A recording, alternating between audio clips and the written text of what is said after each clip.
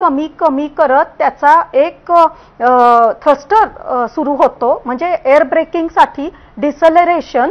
आणि मग 18,000 फीट असताना, उंचीवर असताना 2 पॅराशूट ओपन होतात आणि मग त्यामुळे त्याला सपोर्ट मिळतो. आणि अजून ते यान जे आधी स्ट्रेट नव्हतं, म्हणजे व्हर्टिकल नव्हतं, त्याची पोझिशन बदलून या 2-3 मॅन्युव्हर्स ज्या होतात हे सगळं पायलटच्या हातात असतं. आणि या मिशनचे पायलट आहेत शुभांशु शुक्ला हिमसेल्फ. तर हे सगळं व्यवस्थित त्या वेळेला घडलं पाहिजे. So it has to go with the timeline. आणि याची आधी प्रॅक्टिस सगळी झालेलीच असते. आणि मग 18,000 फीट नंतर 2 पॅराशूट आधी ओपन झाल्यानंतर, खाली आल्यानंतर 4 अजून मोठे पॅराशूट्स ओपन होतात आणि त्याला अजून त्याचा वेग कमी केला जातो, म्हणजे डिसेलरेशन म्हणतात. आणि मग फायनल डिसेंट.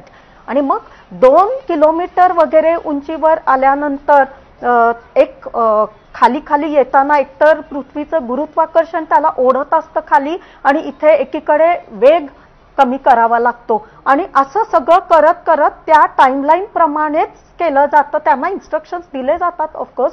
अर्थातच हे पायलट जे आहेत हे अतिशय अनुभवी आहेत शुक्स, आणि त्यामुळे त्यांनी ते सगळं व्यवस्थित त्या वेळेला त्या गोष्टी करून, म्हणजे क्रुशियल मॅन्युव्हर्स करून हे यान इथेपर्यंत आणलेलं आहे. आणि आता आपल्याला तिथे पहाट आहे, पॅसिफिक कोस्ट म्हणजे प्रशांत महासागरमध्ये कॅलिफोर्नियाच्या कोस्टवर खाली येत आहे. आणि खाली यान एकदम खाली आल्यानंतर ते 4 पॅराशूट्स डिप्लॉय होतात आणि मग ते अलगदपणे खाली उतरतं.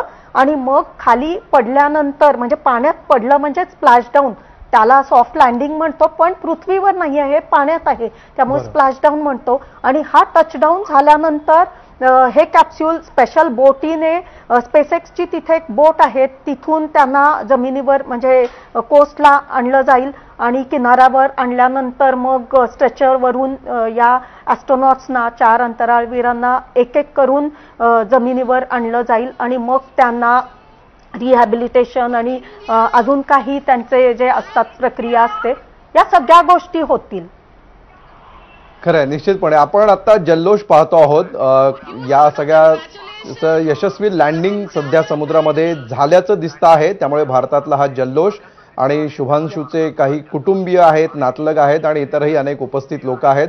आपण पाहतो आहोत की हे जे लँडिंग होतं त्यातला जो महत्त्वाचा भाग होता, त्यातले अवघड टप्पे होते किंवा आव्हानात्मक टप्पे होते, ते सगळे पूर्ण करून आता 3 वाजून गेलेले आहेत. आणि आता या अंतराळवीरांचं यशस्वीपणे लँडिंग झालेलं आहे असं सध्या दिसतं आहे.